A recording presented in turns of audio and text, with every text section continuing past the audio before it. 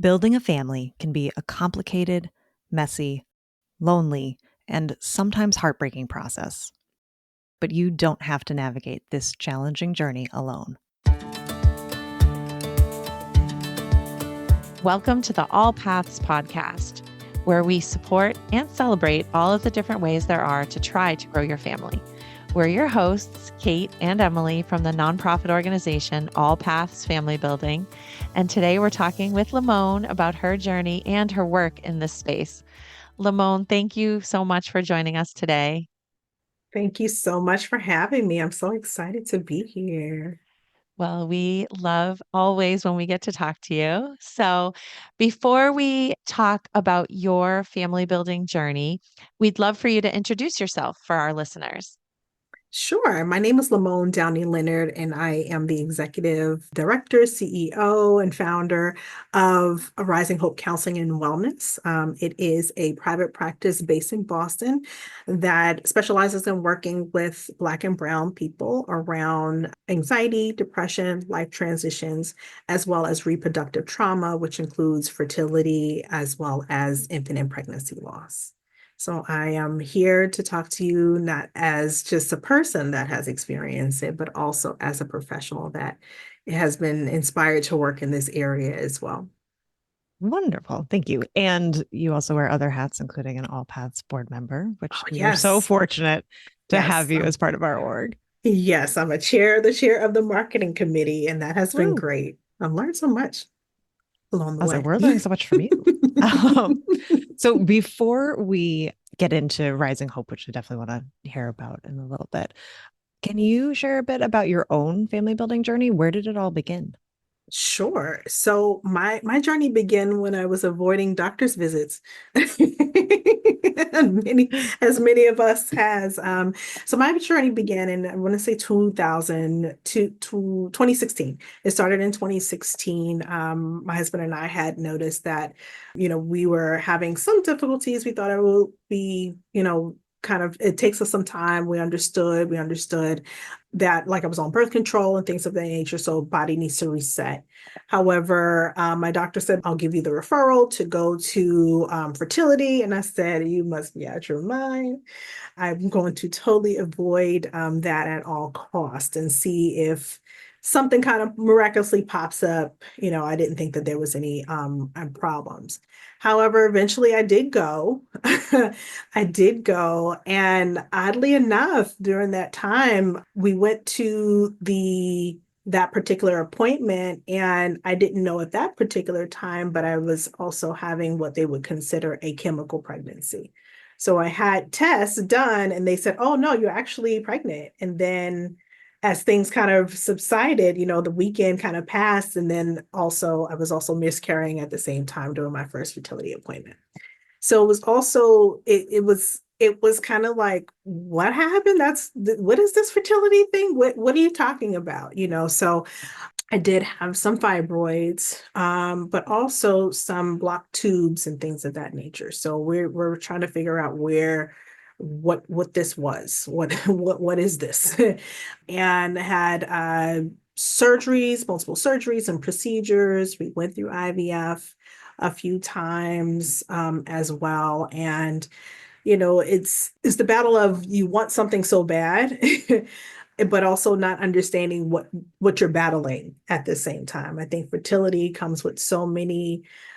challenges in general comes with so many what ifs, questions. If I do this and the moon is high, and then I drink 2 glasses of cranberry juice, but on but on the internet, if I drink more ginger, I need more beta carotene. I need to just jump through hoops of fire, at this point, and so many times. And that's exactly what I felt like, our fertility was. It's just this gauntlet of hoping and prayers and tears and shots and wishing that things would be different, but also a lot of confusion, anxiety, and depression. And one of the things for me, I have what's considered medically as recurrent pregnancy loss. So losing multiple children. And that for me has just been a devastating battle. I consider myself intermittently fertile, so have been able to have things and things happen, with assistance and without assistance, but they don't go, or they haven't gone past, the second trimester.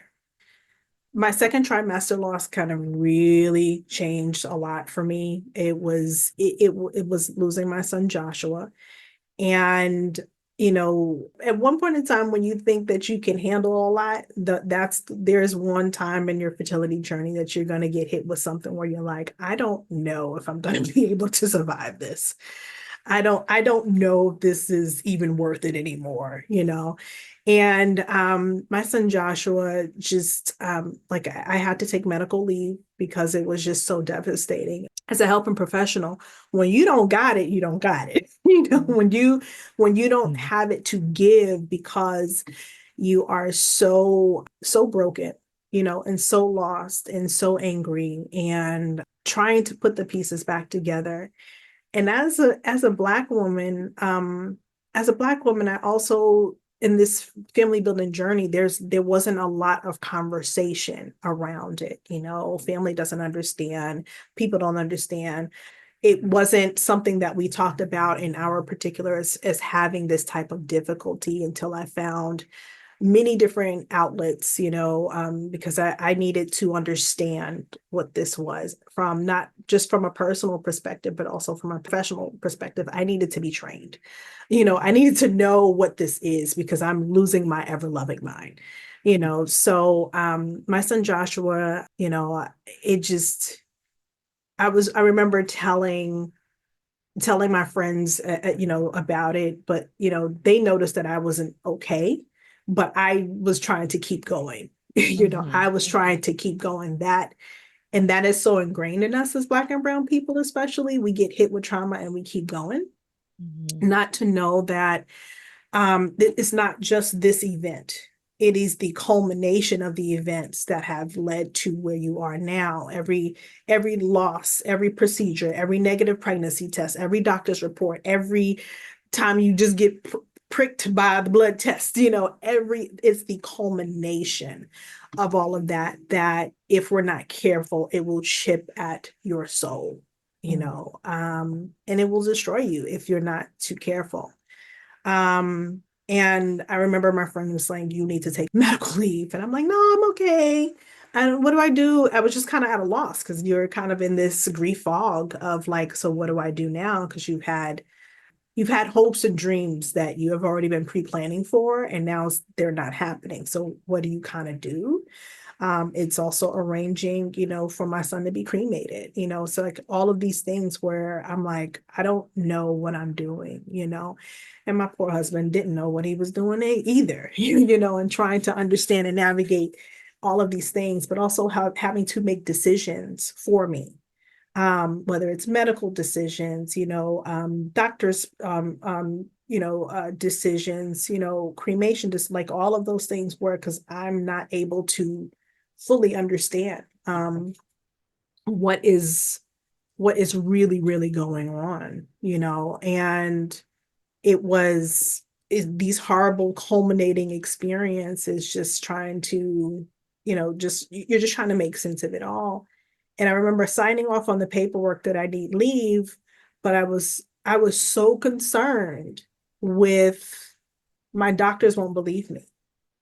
I remember feeling this intense anxiety that they're going to say, no, you're okay because you look like you're okay.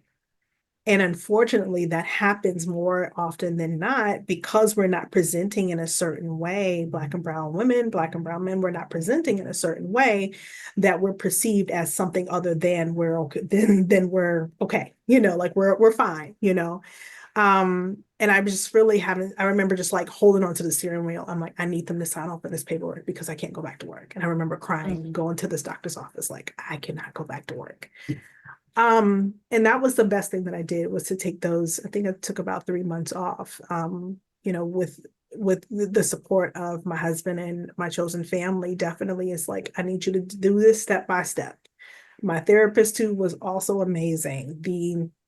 Even the funeral director was amazing, and just giving us encouragement. He actually came and got my son's ashes and delivered them like he was just wonderful, all of these beautiful people that, I still tear up because as a helping professional, you used to helping others.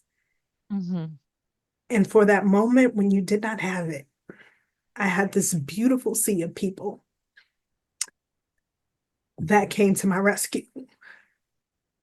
And to this day, I am totally, totally indebted, totally indebted to them because they made the difference in being able to get me back to where I am today.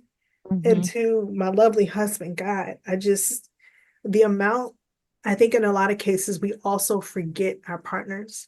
Mm-hmm. And we've, as the carrying person, sometimes we don't we don't give enough attention, whether it's the medical system or whatever, we don't give enough attention to the partners that are going and walking through this with them, because in a lot of cases they have to put their own grief aside during loss in order to make sure that you're okay, and so I am incredibly, I'm honored to have a man like my husband, to be by my side and to be able to navigate this long journey together, because he was there through it all, the Mm-hmm. sleepless nights. Uh, but my family, my chosen family, they have just been amazing, in so many different ways. But it's just, my story is about really understanding what I need as a person, as a wife, as a therapist, as now a pregnancy and infant loss and fertility advocate, just really helping people navigate this journey, because it will destroy you if you don't have someone who understands it. It's this agony, it's this longing, it's this sadness, it's this loneliness, it's the even some of the cultural implications of, like, if you're no longer a woman if you can't do X, Y, and Z, or if you're too old to do certain things or too young to do certain things, or even the hypersexualization or the hyperfertilization of Black and brown people, of, like, this is not a thing. But it is a thing. It is alive and well. And but really understanding the brokenness that you feel, that you're not broken, that you have a medical condition, being able to remove yourself mentally, or separate yourself from, this is the thing that's happening to you, this is not who you are. You wouldn't blame yourself for having, like, a broken foot, and expect yourself to get up, or cancer or anything. It's something that you kind of develop along the way. And you don't know, because we don't know. A lot of cases, we don't know that we can go to the doctor to get a preconception, appointment. That's not Mm-hmm. something that we learned about, because it's like, oh, you're a woman, you have a uterus, it works. Okay, let's go. Not realizing that in a lot of cases, things are missed on so many different levels. So I'll stop Yeah. there because I could talk about this stuff forever, but that's kind of my story now, as far as, like, honoring my children through my work, and what we do. You absolutely honor them for sure. I mean, so much of what you said is so meaningful, and I want to follow up on like all of it pretty much, but just so much of what you said resonates. I mean, but the biggest thing I wanted to say is just that, of course, we're so sorry for the losses that you've gone through, but we're so glad to hear that you, of all people, felt an ocean of support around you. I'm picturing the ocean behind you, like that Mm-hmm. you starting at home, starting with your own dear Mm-hmm. partner and husband, but also that others around you seem to do the right thing for you is so Mm-hmm. wonderful. But it is so interesting too to have someone who is in the mental health field who I feel like your first step was you had to acknowledge that you needed help. Yeah. But then I think once you did that and that you needed help and that you needed time off from work, then you were nervous to be believed, which is so so hard and so unfair that that you have to have that extra layer of worry that, like, am I Mhm. going to be believed in this thing that I know I need for my own mental and physical health? Mhm. And I just wanted to say, speaking of medical leave, that you as you said, part of this is you have become an advocate. And so I know you spoke at the State House about the importance of protected leave for people that have gone through Mhm. pregnancy loss. And you were so good and so powerful. And that obviously is so hard to do, but your story was so essential to that, briefing of legislators and their staff. And as you know, one small provision was passed this session, which is great, to just start to have pregnancy loss and other family building challenges be recognized as something that deserves protected Yes. time off. So I just wanted to thank you for your Mhm. advocacy. Um, but also, I was so struck by the fact that your very first meeting with a fertility specialist, I'm sure you were having all these terms and tests Mhm. and words thrown at you. And I remember that meeting myself as just like writing it down like phonetically because I didn't Yes. want to ask them like to Yes. spell it, but I was like, what are you even talking Yes. about? And then Yes. afterwards I was Googling it and try to match my phonetic spelling with what was Yes. actually on Google with varied success. Um, but then during that, which is also stressful enough, to hear that you're going through a chemical pregnancy and loss at that time, which I don't know, I don't want to assume, but I can imagine that you had never even heard that term before because I feel like No, our reproductive health education is so poor in this country and the world that you had probably never heard that term before. And yet they're telling you you're having one. I absolutely. mean, that to me is just the perfect example of how broken our system is. Absolutely. It was, but it also is not even acknowledged as a loss for the medical professionals, but for us, it is a loss. Like, you tell me that I'm pregnant on a Friday and on a Sunday, I'm kind of miscarriage, or Monday, I'm kind of miscarrying, and I've always had like, uh, bad cramps and things of that nature. So, growing up, in my family, as Black and brown people, we just have a high instance of fibroids anyway. Mhm. So we and then also just the gynecological history of being kind of like cut on and things of that nature. In the name of science, we are taught a lot of that growing up. So we have a mistrust already in reference to that, as well as we just die at higher rates. Have stillbirths at higher rates. So we are very aware, of the aftermath of like pregnancy may not be the most healthy thing for us. But as far as the education around like chemical pregnancy, all of these words that are thrown at you without a lot of explanation, it is extremely devastating because again, you have this envisionment of saying, "Hey, oh, I don't see this is what I didn't need any fertility help," and then they're like, "Psych, you really do," So we're going to have to do more tests to kind of figure those things out. You know, and it's like, I don't want to be tested on. I don't want to be prodded on. I don't want, can we just figure out something and we'll figure out a plan from there. It's kind of like making a gumbo, in a lot of cases, Mhm. making a fertility gumbo because you don't know until you go through all of these things and kind of trying to weed out which one it could possibly be. Mhm. But I really hope and I wish that there is more education on the front end, so not just about let's talk about birth control, but let's also talk about your options earlier, as a Black and brown woman or as a person with PCOS. A lot of this stuff we don't find out until way down the line Mhm. when we're ready to have kids, that I was like, oh, these heavy periods was a thing.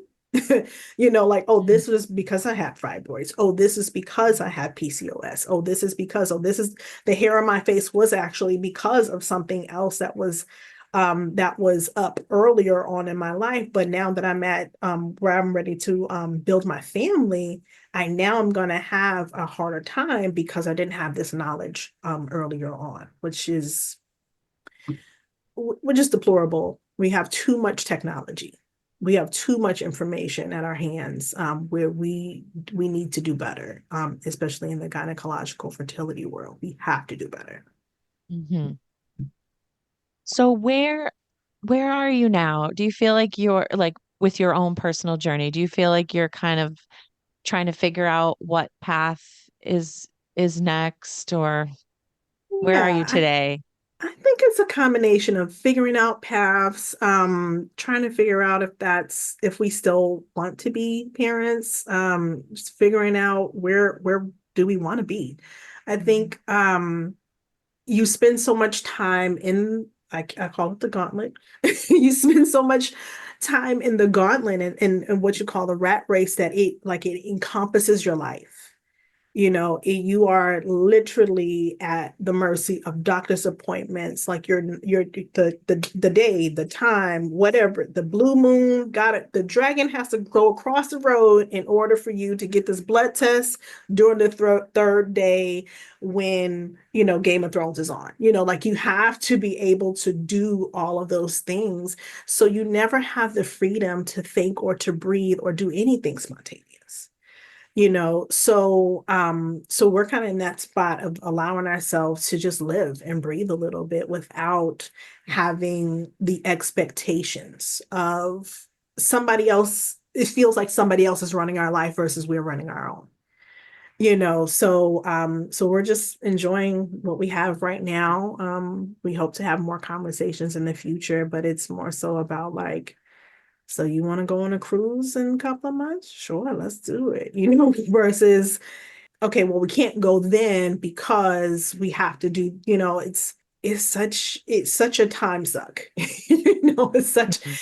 and sometimes you have to think about like I tell my clients all the time of like pausing is part of the process. Allowing yourself to breathe and to pause is a part of the process, because if you don't take care of yourself in the process. You kind of get bogged down and go through the monotony. And there was a time that I was crying. I was like, fertility, you will not kill me.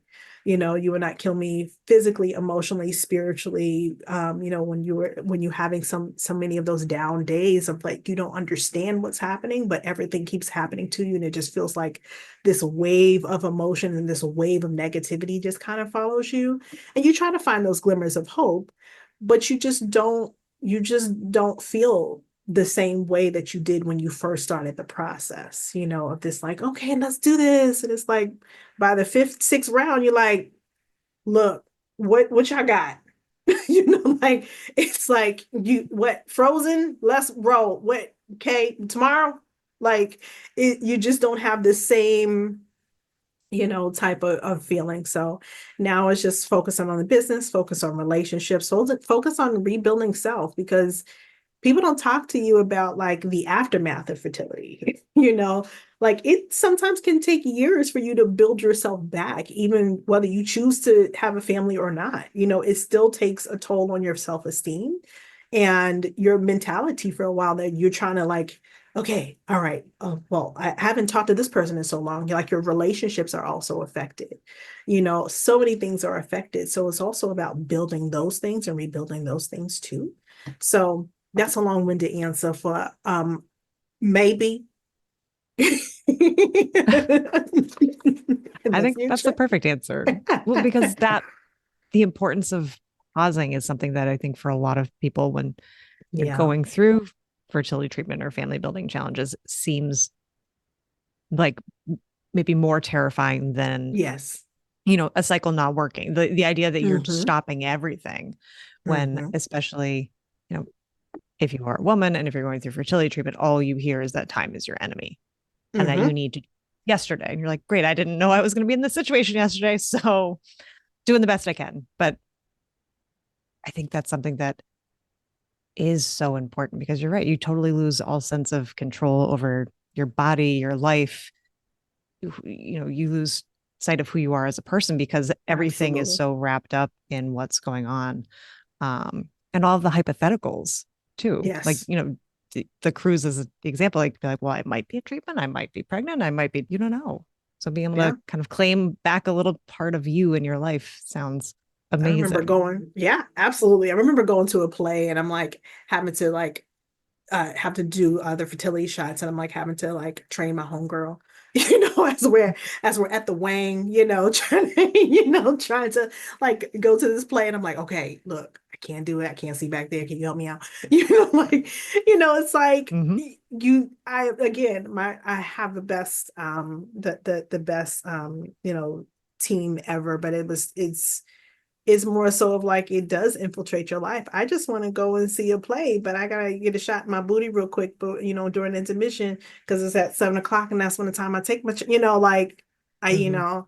I can't enjoy the cocktail because I might, it's like I just want to just enjoy without the same levels of pressure, and that's okay for me, and it took me a while um to to get to this place of being content with where I am, because it's all of that questioning of what if I stop, then what? And I'm like, oh, I like this stopping thing. I forgot what it felt like to just breathe for a little bit. Mhm.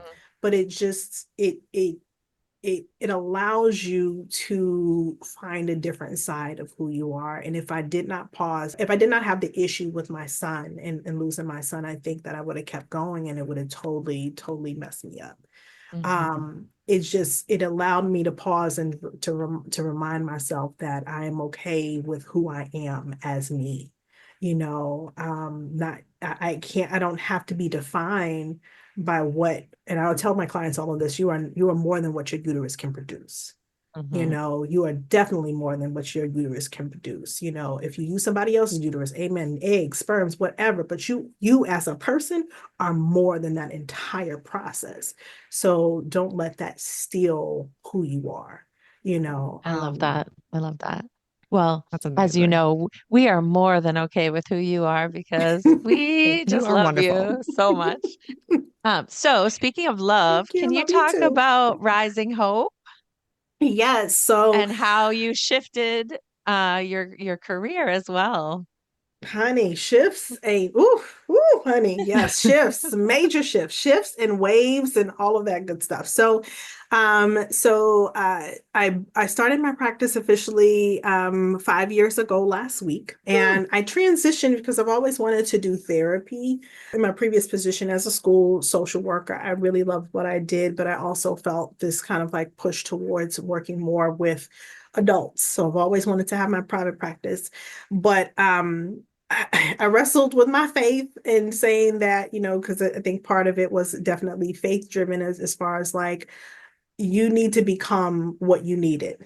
You needed to be able to produce and provide this levels of support that people may not have or know that is accessible, but also being a representative of the Black and Brown community, of being able to have someone to say, it's okay to curse, through this entire process, but also it's okay to take care of yourself. It's okay to not know. It's okay to feel out of control. It's okay to feel like I don't know which way is up right now, and to be able to be that support for someone. To me, I think it is it has been such a journey. I literally became what I needed. I started to get training through Necker Hall. I became a fertility and pregnancy and infant loss advocate. Necker Hall is a wonderful doula here in Boston, Massachusetts, and I needed to understand what this means. What is this larger than me, so I can give people direction and resources and help them and teach them how to advocate for themselves, to learn that there are doulas from preconception all the way to death, and to learn that you need your army of support in this field. And In this you you taught me, sorry to interrupt, but you taught me that there are adoption doulas, which I did and not know. adoption doulas, And that yes, was amazing absolutely, to find out. I was like, I thought I knew something, but absolutely. I did not know that. So Yes, thank you. adoption doulas. I have a wonderful adoption doula friend. She's amazing. And I also want to say that I feel like early pick for a title of this episode is I Became What I Needed, Emily. So I've got a I couple love written it. down already. duly noted. Okay. Just There's been a wanted to lot. share that. Yeah, there's been a lot of good nuggets, but I love that one. Thank you. Thank you. Thank you. And that resonates with me in so many different ways of like, I fought with that of saying, you must be out your mind, guy. Like you must, this is such a painful part of my life. And you telling me that this is what I gotta do? Okay, fine, whatever. I'll try it. But if it ain't work, it's not gonna work. And it's been working.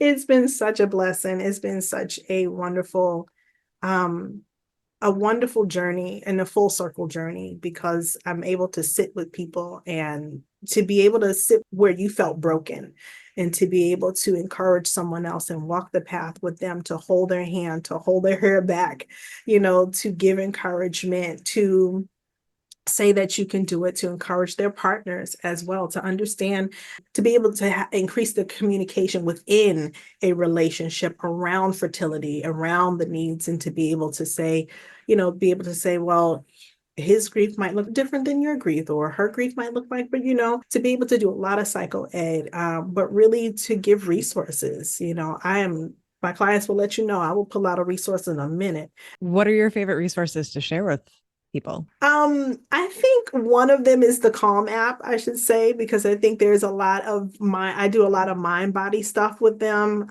I've started to develop a list of doulas now, within the Massachusetts area. I give them a lot of self-care homework. I need you to go out and I need you to walk around and get your favorite coffee, and I need you to sip it slowly.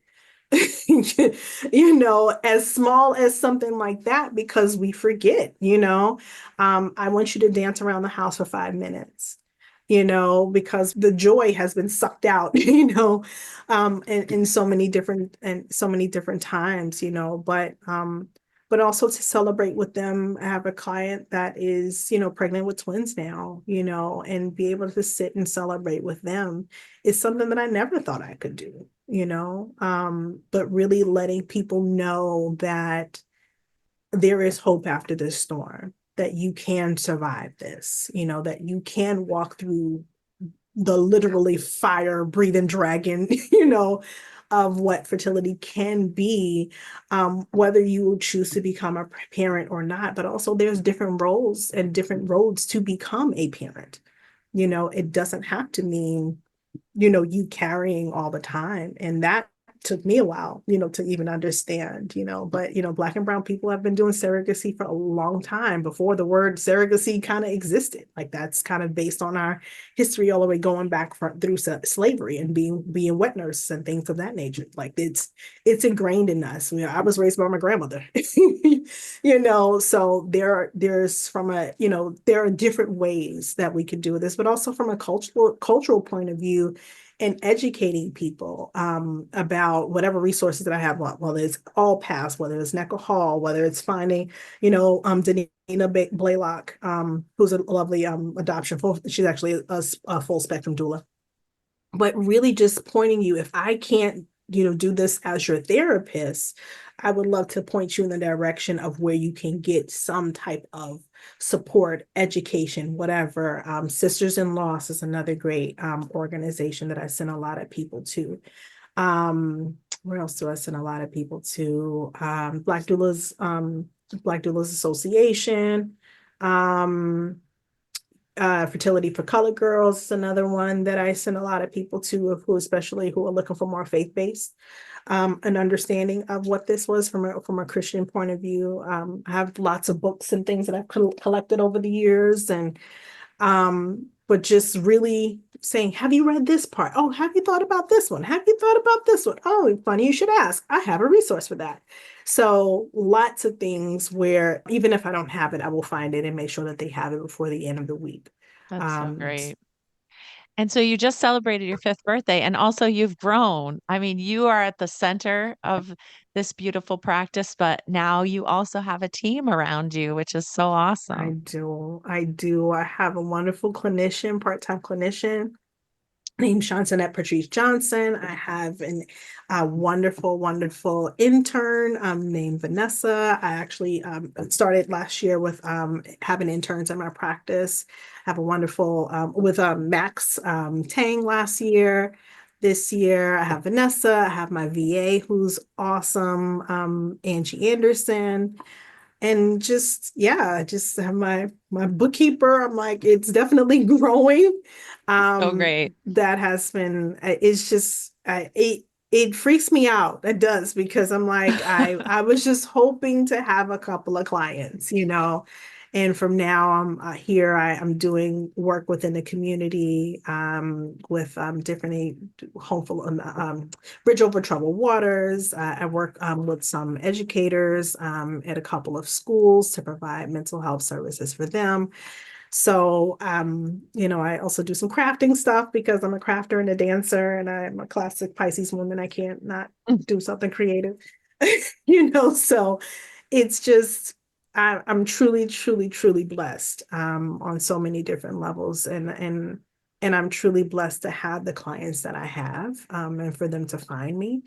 Um, because they can choose someone else, but they chose me, or they are looking for me to walk along, or one of my other clinicians or the intern to walk alongside them to help them work through whatever that they're going through, and they trust us enough.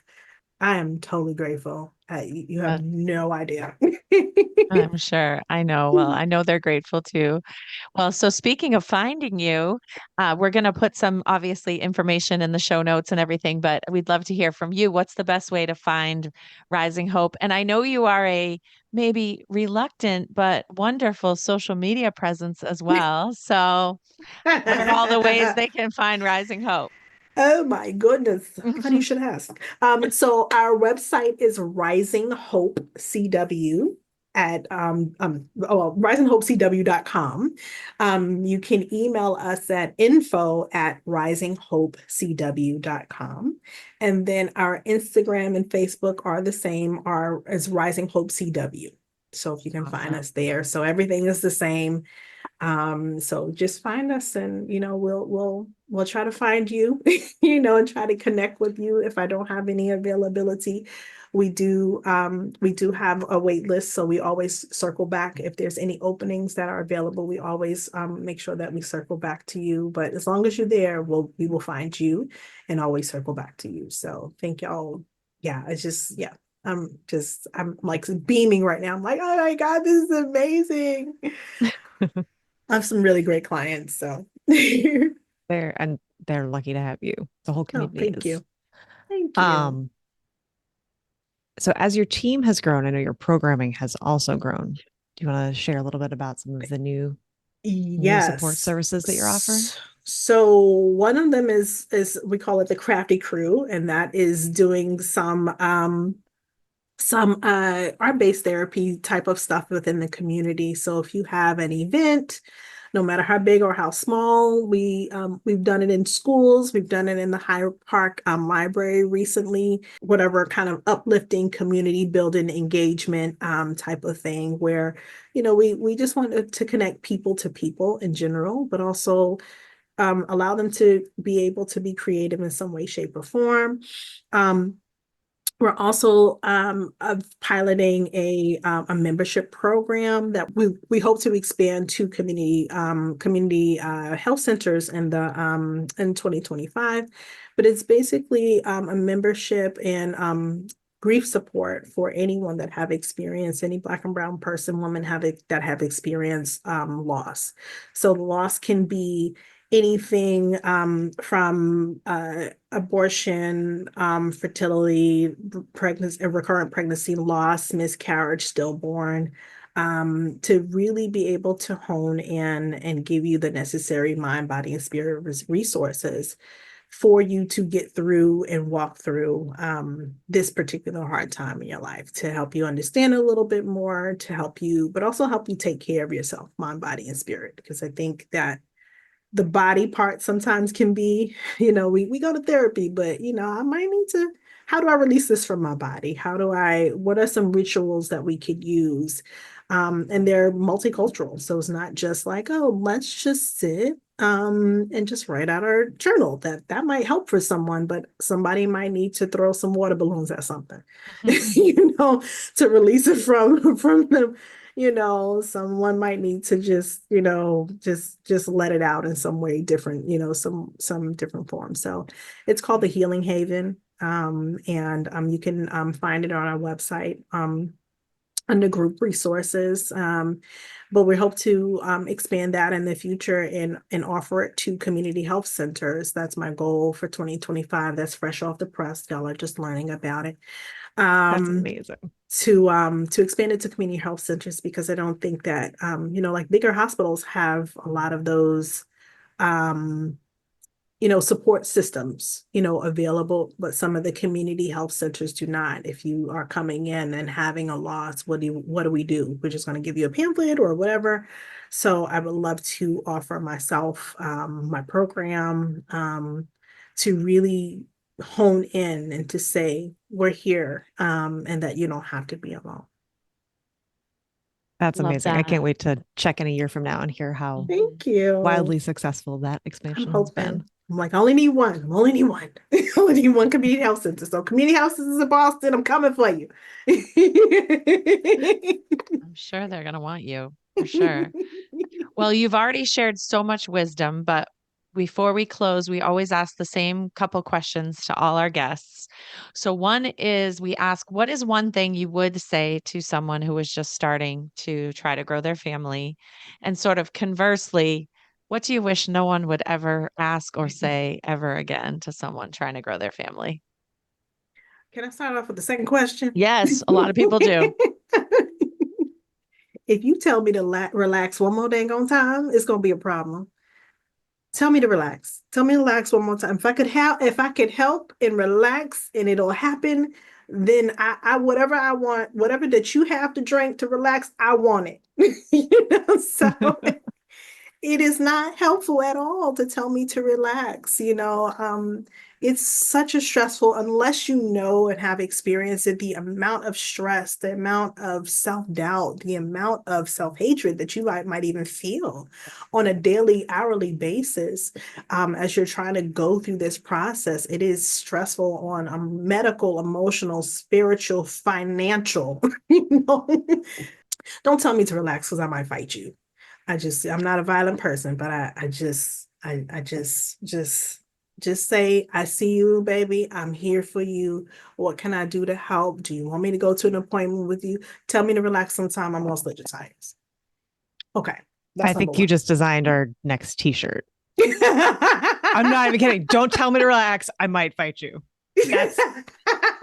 I would have had that in every color and worn that every day for years. That is a good point. That is a good point. I love it. I love it. I love it.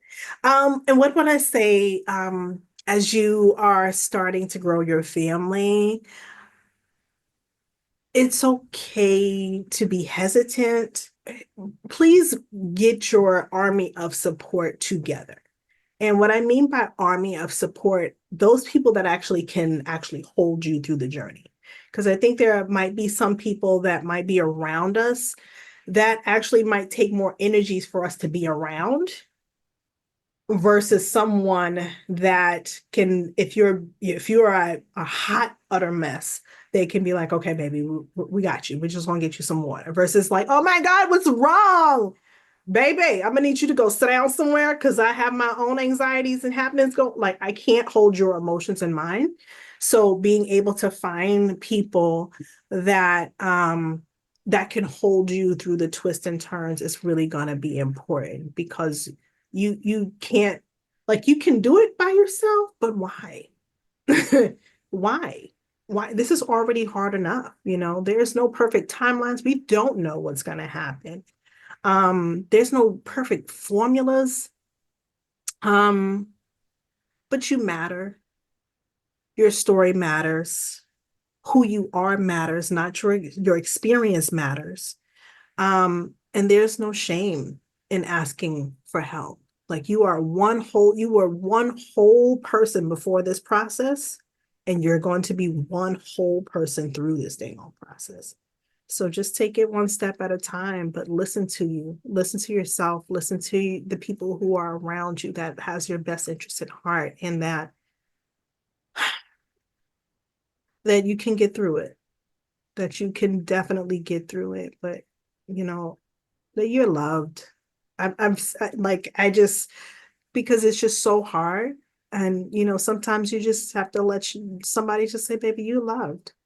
You are loved, sweetheart. And it's all right that it's going to take twists and turns, but you can survive it. But there are people here that you are worthy of this love and support, baby. So we got you.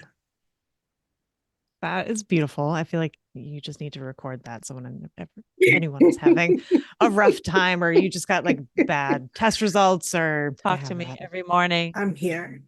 You became what we all needed, not just what you needed. I know. Thank you. Exactly. Look, I already done cried one time here, and I'm slitting people's tires and stuff today. Like, y'all done saw my violent side and in tears all in this one podcast. Like, it's I love it. Well, we love you. And thank you Thank so you. much for talking with us today and for everything that you do, not just for the All Paths community, but for anyone who has experienced loss or is struggling to build their family, and by being that person that we all need. Awesome. So Thank you so appreciate you. much. I so appreciate you all too. Thank y'all so much for having me. This was great. Thank you so much. We hope you'll join us next time for more family building stories and resources. Be sure to subscribe wherever you listen to podcasts to make sure you never miss an episode. And follow us on social media at All Paths FB, or visit our website, allpathsfb.org, for more information about our work. All Paths Family Building is so grateful to the members of our circle of support who are vital to our ability to provide emotional support, education, and advocacy that is open to anyone struggling to grow their families. Today, we want to give a great thank you to our bronze sponsor, CCRM Boston. Thank you for joining us for this episode. Please help spread the word so that anyone who is struggling to grow their family can join the conversation. It's an honor to walk with you on your family building journey.